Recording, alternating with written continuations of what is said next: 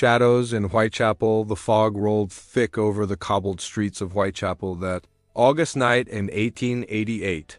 Gas lamps flickered like weak stars against the darkness, casting long, trembling shadows onto brick walls. Somewhere beyond the veil of smoke and silence, footsteps echoed, slow, measured, deliberate. A woman's scream pierced the night, but only for a second. Then silence. In the morning, the East End of London awoke to horror. The body of Marian Nichols lay sprawled in Buck's Row, her throat slashed, her abdomen mutilated in ways that turned hardened policemen pale. The city had seen its share of violence, but this was different. He'd hunted thieves, thugs, and swindlers for over 20 years. But he stood beside the second victim, now Annie Chapman, discovered in the yard of Hanbury Street. Her body lay in ruin. Her organs had been removed with such precision it chilled him. Within days, a name would rise from the blood-stained alleys.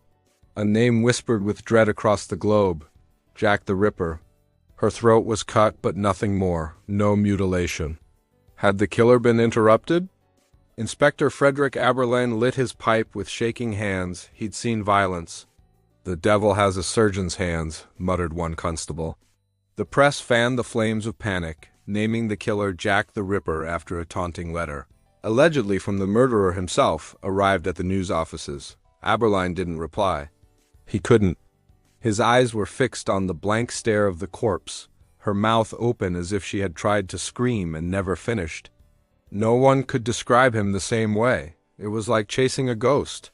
Witnesses spoke of a man in a deerstalker hat, scruffy but polite. Her intestines draped over her shoulder like some cruel decoration. Her womb and kidney were missing. On a nearby wall, a cryptic message in chalk: "The Jews are the men that will not be blamed for nothing."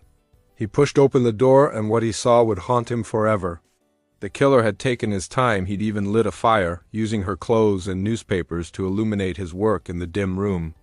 Whether it had anything to do with the murder, no one could say. The writing was scrubbed away before the morning sun rose. Too dangerous to leave, but no man was ever caught. The streets were patrolled day and night. Rewards were offered. Detectives worked themselves into exhaustion. Yet the killer always remained one step ahead, hiding behind the veil of poverty and despair. Tourists walked those same cobblestones now, guided by morbid fascination, unaware that once beneath those flickering gaslights death wore a human face. Others said he had been locked in an asylum. There were whispers that he'd simply grown bored, that his thirst had been sated. Then came the night of the double event. Burner Street. A narrow alleyway, filthy and reeking of stale beer and desperation.